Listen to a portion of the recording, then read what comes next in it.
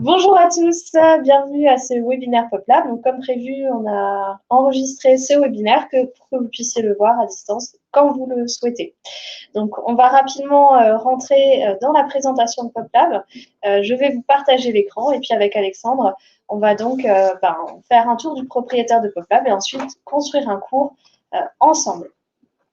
Donc, PopLab, qu'est-ce que c'est? C'est une plateforme de préparation, d'organisation et de partage de cours qui va vous faire gagner du temps dans la préparation des cours, tout en vous permettant de réaliser un cours vraiment au design pétillant, donc pour captiver vos élèves. Dans PopLab, vous allez aussi avoir des ressources directement intégrées qui vont vous permettre donc de gagner du temps dans la recherche. Vous verrez aussi d'autres outils qui vous permettent de le faire. Et enfin, c'est un outil qui permet de facilement partager auprès de vos élèves ou de la communauté du contenu. C'est un outil 100% français et qui respecte la protection des données, donc qui est RGPD. Voilà pour une présentation de PopLab. Donc, je vais commencer à partager mon écran et je vais laisser prendre la main à Alexandre. Merci Pauline, bienvenue sur PopLab. Vous le voyez, nous sommes dans le labo, donc vous retrouverez dans le labo l'ensemble de vos créations. Donc là, vous le voyez en haut, ce sont les dossiers qui apparaissent avec le fond blanc et les petits onglets de couleur. Et en dessous, vous retrouverez les documents. Donc les documents avec l'image de fond et le titre de ces derniers. Donc la présentation en question, on va la faire en 3 temps. Premièrement, on va faire un tour du propriétaire, voir ce que l'on peut trouver dans les 2 onglets majeurs, à savoir le labo et le frigo. Dans un deuxième temps, nous partirons de zéro pour créer un cours de toutes pièces. Nous partirons d'une feuille blanche. On vous montrera comment mettre de la couleur, comment illustrer un document et comment y mettre du contenu. Nous allons par la suite vous montrer comment partager un document créé et ensuite on vous parlera pour terminer des modalités d'accompagnement et comment nous contacter très simplement. Donc, nous sommes encore dans le labo. Pauline, si tu le veux bien, on va rentrer dans un document existant peut-être avant d'aller dans le frigo. On va vous montrer à quoi ressemble un document créé sur PopLab. Là, vous le voyez, nous arrivons dans un document déjà finalisé. Donc, on y voit un titre, on y voit un sous-titre et on y voit un sommaire. On y voit également une image de fond. Et si l'on descend au fur et à mesure du document, nous trouverons différentes sections. Donc là, la première section qui s'appelle « Situation d'investigation » avec un sous-titre de section. Nous trouverons également des éléments. Alors, de quoi constitue un élément? D'un titre, d'une description et d'un support, à savoir que dans PopLab, vous pouvez choisir d'enrichir vos éléments avec des images provenant d'Internet ou de votre ordinateur. Il en est de même pour les vidéos. Vous pouvez également y ajouter des bandes audio ou des fichiers joints. Comme vous pouvez le voir à l'écran, l'enseignant en question a décidé de joindre un fichier joint à son élément. Mais vous pourrez également mettre des crédits sous vos éléments ou des raccourcis vers d'autres sites Internet. Donc, voilà à quoi ressemble un document existant sur PopLab. On verra les différents boutons d'édition ensemble lors de la création d'un document quand nous partirons d'une feuille blanche. Mais vous le voyez, les petits boutons à droite vous serviront à enrichir votre document, mais nous le verrons un peu après. Je te propose, Pauline, d'aller voir dans le frigo. Donc le frigo, comme son nom l'indique, est l'endroit où est conservé des éléments au frais. Donc là, vous le voyez, on a des éléments prêts à l'emploi qui peuvent être insérés à tout moment dans des documents existants. Donc on verra un peu après comment remplir le frigo, comment stocker des éléments à l'intérieur. Nous reviendrons dessus après avoir créé notre premier document. Pour cela, on va retourner dans le labo.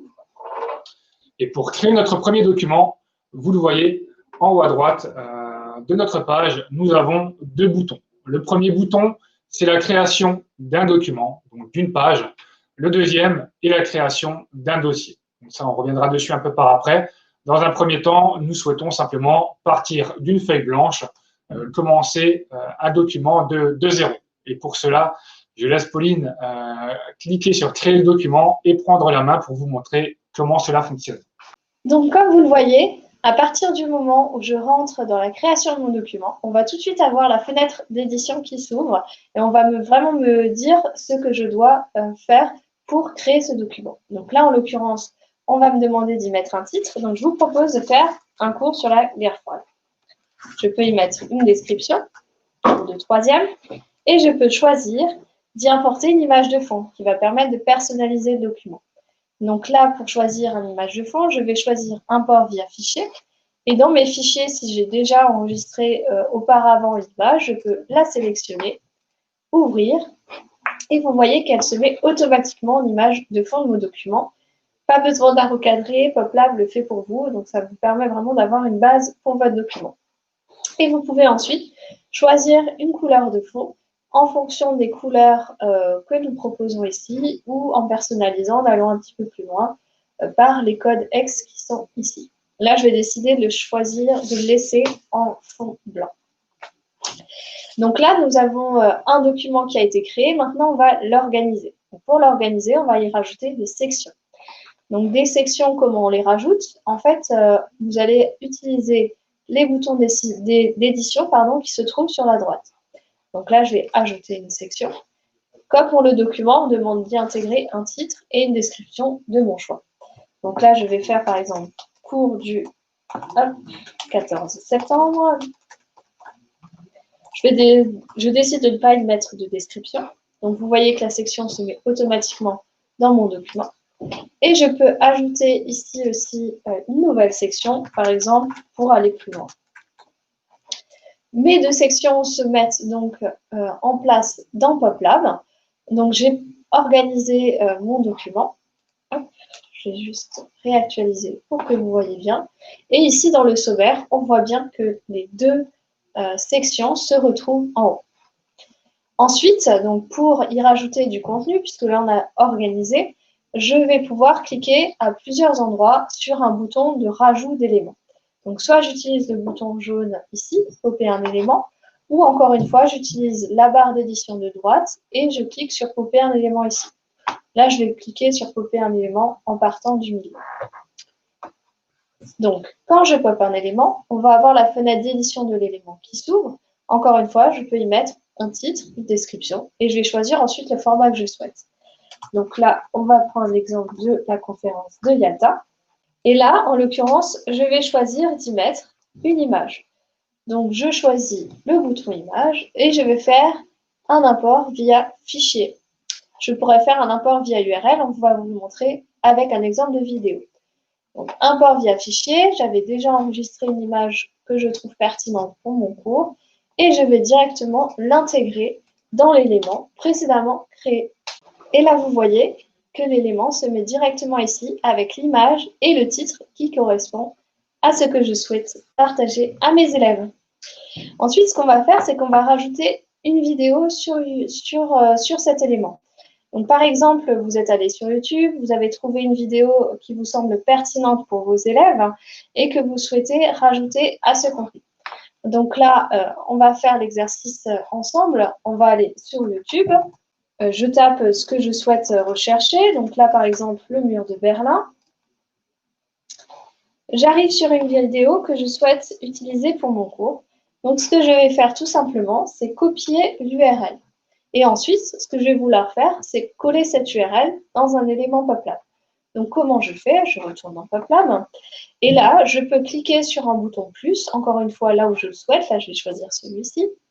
Je peux y rajouter un titre. Donc là, on parle du mur de Berlin. Je vais y mettre un titre. Et cette fois-ci, je choisis le deuxième bouton qui me permet d'ajouter une vidéo. Et là, je ne vais pas faire un import via fichier, mais un import via URL, puisque c'est ce que j'ai choisi. Et je colle l'URL.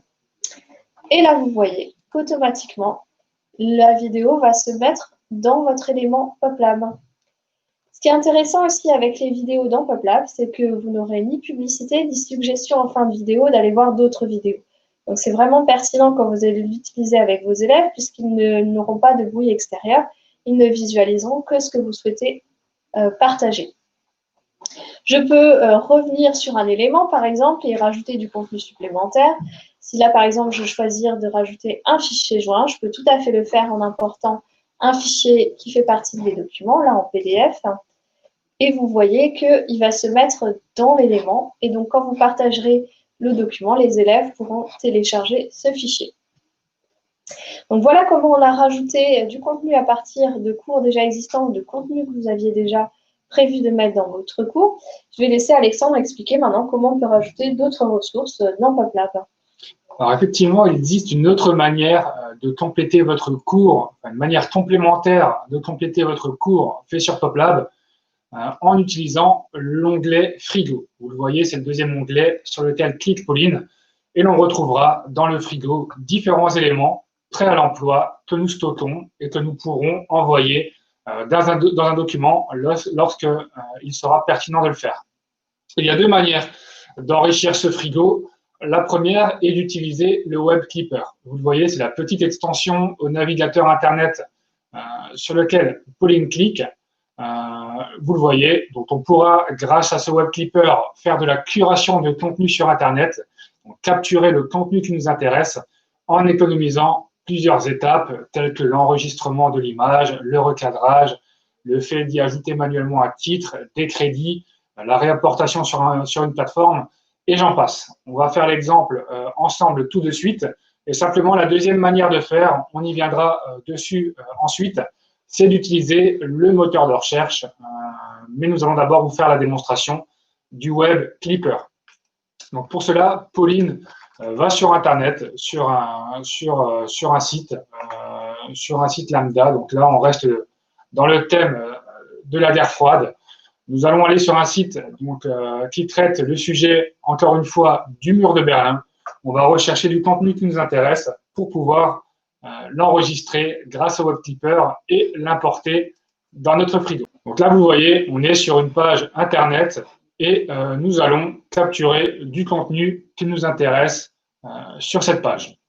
Donc là, par exemple, démarrons le Web Clipper. Nous allons capturer une image.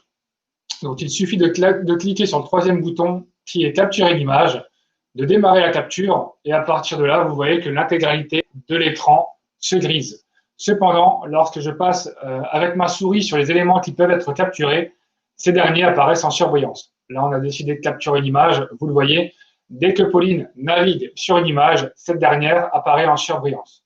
Donc là, par exemple, nous, on veut capturer cette photo de Churchill. Il nous suffit de cliquer dessus. L'élément capturé apparaît et j'ai automatiquement un titre de l'image qui apparaît. À partir de là, je peux décider de le changer directement. Je pourrais également apporter des modifications un peu par après. Je peux également choisir de mettre une description à mon élément capturé. Donc pour cela, Pauline peut choisir de capturer peut-être un paragraphe, très simplement. Voilà qui est fait. Donc là, mon élément est prêt à l'emploi, il est prêt à être envoyé dans le Frigo. Pour cela, il faut finaliser l'étape en cliquant sur Capturer. Et deux possibilités. Soit on va directement dans notre Frigo, soit on continue notre travail de curation. On peut capturer 5, 10, 15 éléments que l'on retrouvera par après dans notre Frigo. On va justement s'y rendre pour constater que l'élément apparaît correctement. Donc là, vous le voyez, un élément vient d'apparaître, celui de Churchill, la photo du discours de Fulton en 1946. Donc là, c'est la première manière de faire, c'est le Web Clipper. Donc on va voir dans la foulée la deuxième manière d'enrichir le Frigo avec des éléments existants, c'est l'utilisation du moteur de recherche. Donc ce moteur... On va peut-être d'abord reprendre cet élément pour le mettre dans notre cours, peut-être. Allons-y. Je vous propose peut-être. Donc l'élément, vous le voyez, du moment qu'il est dans le Frigo, il nous suffit de taper le nom du document en question pour l'envoyer dans celui-ci. Donc là, on va constater, en allant dans le document que l'on a créé ensemble, que l'élément sur Winston Churchill apparaît correctement et a été envoyé dans notre document. Donc maintenant, on peut retourner dans le Frigo et voir la deuxième manière de faire pour curer du contenu intéressant pour pouvoir enrichir par la suite nos documents. Donc, ce moteur de recherche, aujourd'hui, contient plus de 100 000 ressources indexées et c'est des ressources, justement, choisies par des enseignants qui travaillent sur PopLab et qui seront propres au monde de l'éducation. Mais nous retrouverons également des partages d'enseignants, des partages de création de PopLab faits par des enseignants utilisateurs à travers le monde. On va rester dans le thème de la guerre froide. Pour l'exemple, donc Pauline, je te laisse peut-être reprendre la main. Donc là, vous voyez qu'on a tapé guerre froide et on va retrouver des résultats de recherche donc là, qui viennent du web filtré. Vous allez avoir des éléments de YouTube, mais aussi des cours faits par d'autres qui ont été mis sur des sites de lycée, par exemple, de jeux pédagogiques ou autres. Donc, vous avez vraiment un contenu riche depuis le web filtré. Et vous pouvez ici aussi décider de trier par type d'éléments que vous souhaitez ou par type de ressources, par exemple.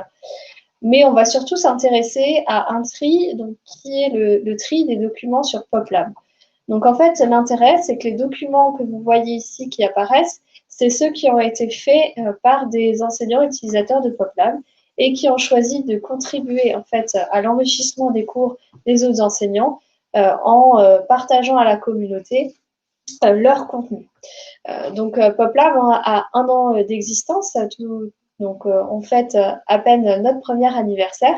Et au fur et à mesure vraiment de l'utilisation de PopLab, vous allez avoir de plus en plus de contenus qui vont se retrouver ici dans ce moteur de recherche par des documents PopLab. Donc là, par exemple, je souhaite rajouter un de ces cours parce qu'il me semble pertinent pour moi, mes élèves, dans mon laboratoire. Pas de problème. Les enseignants ont décidé de partager ce document pour tous les utilisateurs PopLab, donc je peux le faire. Donc, il me suffit d'utiliser les 3 petits points ici et je peux choisir de copier ce document dans le laboratoire. Donc là, je vais le faire. Et vous allez voir que quand je vais retourner dans mon laboratoire, on va retrouver ce document. Vous le voyez ici. Il est bien noté comme étant une copie. Je peux rentrer dedans, le visualiser et ici, je peux faire la suppression d'éléments ou du rajout d'éléments pour compléter le cours qui a été réalisé par l'enseignant qui a bien souhaité partager ce contenu. Donc là, vous avez vu comment on peut enrichir notre contenu PopLab. Et ce qu'on va faire maintenant, c'est tout simplement préparer le partage. Donc là, finalement, vous avez 2 contenus. On a créé notre document sur la guerre froide et on a le contenu que nous avons cherché via le moteur de recherche. L'objectif, c'est de créer un dossier qui va nous permettre ensuite de partager ces 2 contenus en même temps aux élèves. Donc, c'est ce qu'on va faire ensemble. Donc, pour ce faire, je sélectionne les 2 documents en question, donc en cliquant sur la petite coche. Hop. Et je vais faire une création de dossier. Donc, cette fois-ci, on ne va pas cliquer sur le bouton « Créer un document », mais « Créer un dossier ». Je clique dessus et je peux donner un nom à mon dossier. La guerre froide, et je clique sur « Valider ». Vous voyez qu'ensuite, on apparaît directement dans le dossier avec les 2 documents qui contiennent les différents éléments que je souhaite partager à mes élèves. Donc, voilà comment j'ai préparé et organisé mon contenu. Alexandre, tu peux peut-être maintenant expliquer la fonctionnalité générale de partage et je vais vous montrer comment on fait juste après. Effectivement, alors maintenant que notre dossier est finalisé, il n'a pas encore été partagé. Il apparaît uniquement sur notre labo. Mais si on le souhaite, si on souhaite le partager de différentes manières, nous pouvons le faire. Là, vous le voyez, le dossier apparaît. Pour ce faire, nous avons simplement à cliquer sur les 3 petits points dans le coin droit, en haut à droite du dossier, et d'aller sur « Partager ce dossier ». À partir de là, j'aurai simplement à nommer mon dossier, à nommer mon partage, pardon. Donc là, par exemple, je vais décider de donner le même nom à mon partage que à mon document. Et après, vous voyez, vous pouvez sélectionner le type de partage. Donc, partage avec mes élèves, partage privé ou partage public. On va faire ensemble un partage avec mes élèves, mais je vais vous montrer ce à quoi correspond le partage public. Si vous sélectionnez le partage public, vous pouvez choisir de partager publiquement votre document sur PopLab. À ce moment-là, il se retrouvera sur le moteur de recherche de PopLab. Et donc, toute la communauté PopLab pourra en bénéficier. Ou alors, vous pouvez partager ce document sur l'ensemble du web. Et là, ça va se retrouver sur tous les navigateurs Internet. Ce qu'on va faire ensemble, c'est un partage avec mes élèves. Donc là, je clique sur le partage et j'ai plusieurs possibilités pour partager avec mes élèves. Soit vous avez déjà les adresses email de vos élèves parce que c'est de cette manière que vous communiquez avec eux habituellement, à ce moment-là, vous pouvez renseigner les adresses email ici et PopLab va envoyer un mail automatique aux élèves avec le lien de partage. Ou alors, vous utilisez d'autres moyens de communication. À ce moment-là, on ne renseigne pas les adresses email. Et ce qu'on va faire, c'est générer un lien URL. C'est ce qu'on va faire ensemble d'ailleurs, puisque c'est peut-être ce que vous allez le plus fréquemment utiliser si vous avez un ENT, par exemple, ou un autre moyen de communication habituel dans votre établissement. Ensuite, je peux choisir les différents statuts. Donc là, en l'occurrence, je souhaite que le partage soit actif. Et ensuite, je peux choisir d'y rajouter ou non des discussions. Donc, par exemple, là, je vais rajouter une discussion parce que j'ai envie que mes élèves puissent me poser des questions ou interagir sur mon document. Mais ce que je souhaite faire, c'est aussi modérer ces discussions. La modération, ça va vous permettre en fait de rejeter ou de valider un commentaire fait par un élève avant qu'il soit publié. Et enfin, je vais y rajouter une consigne. Là, par exemple, je vais mettre à lire pour le 14 septembre. Hop. Et je crée ce partage. Donc là, votre partage est créé, mais comme vous n'avez pas renseigné d'adresse email, pour l'instant, il n'est pas visible par les élèves. Ce qu'on va faire, c'est qu'on va récupérer l'URL, donc qui apparaît ici, et que vous allez pouvoir utiliser de deux manières. Soit vous projetez un QR code, donc ça vous permet par exemple, si vous voulez, après le cours, que les élèves accèdent à du contenu ou qu'ils accèdent au contenu que vous avez projeté en classe, pendant le cours, ils scannent le QR code et ils peuvent tout simplement garder l'URL, par exemple, en favori dans leur navigateur.